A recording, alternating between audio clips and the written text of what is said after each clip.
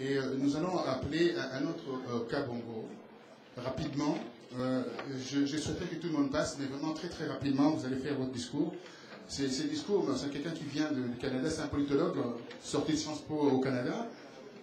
C'est quelqu'un qui vous parlera, parce qu'en fait, il parle l'anglais, il essaie de transcrire son discours en français, c'est un peu compliqué au niveau de terminologie, alors il essaiera de faire le franc en anglais par rapport à son discours. Donc, il mélangera les deux, français et anglais. Allez, je vous laisse prendre la parole, merci. Et puis, monsieur Mboku, préparez-vous pour passer après. Merci. Très bien, c'est toujours un plaisir de venir à Paris. Mon français est quand même très bien, Roger exagère un peu quand même, ouais. Donc, voilà, nous avons entendu, on nous a brossé en fait le tableau par les spécialistes de droits de l'homme, les activistes, les journalistes. Et maintenant, en tant que politique, nous arrivons à une étape où nous devons nous prendre en charge. Ça a déjà été dit par certains. Donc, au sein de la grande communauté universelle, précisément la communauté congolaise, il émerge une dynamique socio-politique dans laquelle je ressors. Moi, je pense que nous inspirons des grandes personnalités de ce monde qui ont marqué le 19 et le 20e siècle de par leurs convictions. Parce que sans conviction, on ne peut rien.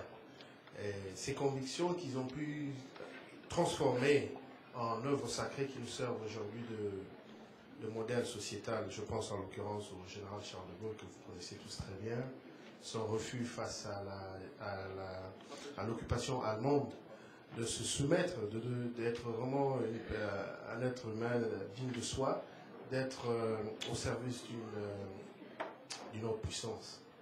Et je pense du côté de chez moi, d'où je viens, en Amérique du Nord, au 16e président américain, Abraham Lincoln, qui a mis fin à la traite négrière, au prix de sa vie d'ailleurs, parce qu'il estimait que cela était une pratique inhumaine et moralement inadmissible.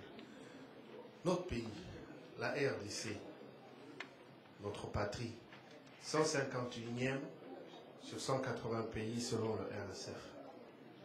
Une cotation qui n'a jamais été améliorée, qui remonte depuis la période coloniale, comme on l'a touché un peu. 80 ans de colonialisme féroce, suivi de 32 ans de dictature absolue, et aujourd'hui, 17 ans d'occupation. Je dis bien occupation. Le régime de M. Joseph Kabila, ce régime d'occupation, caporalise aujourd'hui la presse, la corporation de la presse au sein d'un individu, bien évidemment lui-même, mais surtout au sein d'une mythologie, la libération. On nous a parlé de la libération en 1997. Mais comment pouvons-nous parler d'une libération lorsqu'on détient en 13 ans de gestion un bilan de 8 millions de morts? Vous avez dit 6 millions? C'est plus pour ça. Voilà, alors 8 millions de morts, 3 millions de déplacés, 3 millions de femmes violées. Voilà la question qui ronge la société congolaise interne, externe de sa diaspora. Et comme résultat, quand on pose cette question, nos veillants vecteurs de la communication et du débat social au sein de la communauté, nos journalistes, sont tout simplement assassinés. Ils dérangent, posent des questions taboues. Ce qui est plus important encore, ils dénoncent l'hypothèque de tout un pays, la RDC, de sa population, et bien évidemment admis par ce régime d'occupation en place. 16, ça a déjà été dit, donc je serai très bref à ce sujet. 16 journalistes à ce jour. Je pense à Germain Kennedy Moubere à Beni, de la radio-télévision Mugano Docha, tué lors d'une incursion le 16 février, il y a à peine 45 jours. Le 12 mars, Eliezer Tambwe à Kinshasa, arrêté arbitrairement au procès invalide, je soulignerai, de Diomi Dongala, dont mon frère Frédéric Kita en parlera plus en profondeur. tout simplement par sa présence, parce qu'il dérange. Il a été battu, séquestré, retenu pendant 2 jours et finalement libéré avec un message frileux pour certains, certes, mais précis. Je cite: les élections présidentielles de 2016 sont fatalistes et toute contestation, y compris la tienne, finira en cadavre. Fin de citation. Donc je peux conclure qu'ils garderont le pouvoir, quelques prix compris.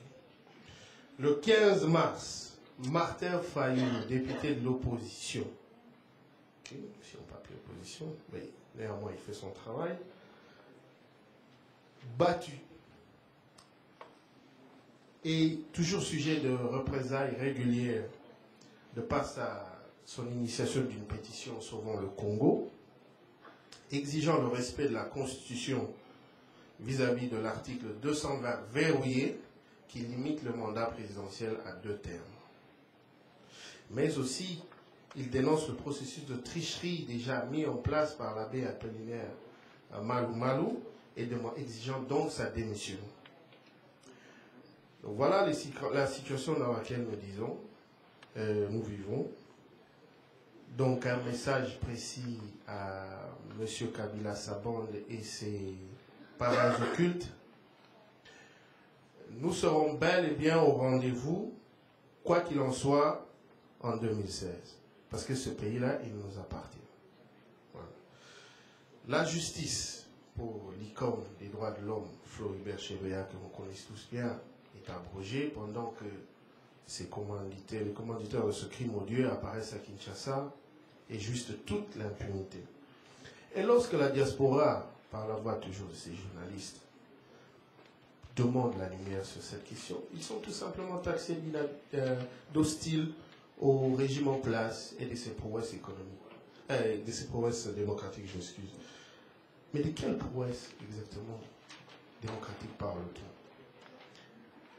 Le bafouement quotidien des droits de l'homme, ou encore la violation d'un simple citoyen d'exprimer son choix de dirigeant lors du dernier scrutin de 2011. Donc nous sommes vraiment dans une république bananière. Je sais que nous empressons de temps, donc encore 2 minutes et je finis. Donc voilà, si nous nous basons même sur le rapport de l'UNESCO, la RDC actuellement à 33% d'illettricisme. Et c'est incroyable car ce pays est en voie vraiment de disparition. En effet, n'eût été la contribution de toute la diaspora que nous sommes, qui contribue 7 milliards de dollars par an, cette société n'existerait plus. Un fléau incommensurable. Donc mes collègues, nous y sommes. Nous sommes vraiment à l'heure de la vérité. Si nous nous disons s'inspirer vraiment de gérer cette société, notre pays, la RDC, et créer une nouvelle république, je dirais juste ceci en anglais, parce que nous avons aussi des gens qui nous suivent côté anglophone que je sais. The time is now, guys. We have to come together, put away our differences, and understand that our country is dying. Unless we become adult politically, that means no war in terms of leadership, but a collective of individuals. Yes, there's got to be a leader. He has to lead us. There is no other structure that doesn't function without a leader. A leader has to be elected by you guys. Okay, you select who you want to represent us back in Congo. And we will go do the job. Because this time around, je tape mon poing sur la table, we won't let it go. Je vous remercie. Merci Dominique Kabowo.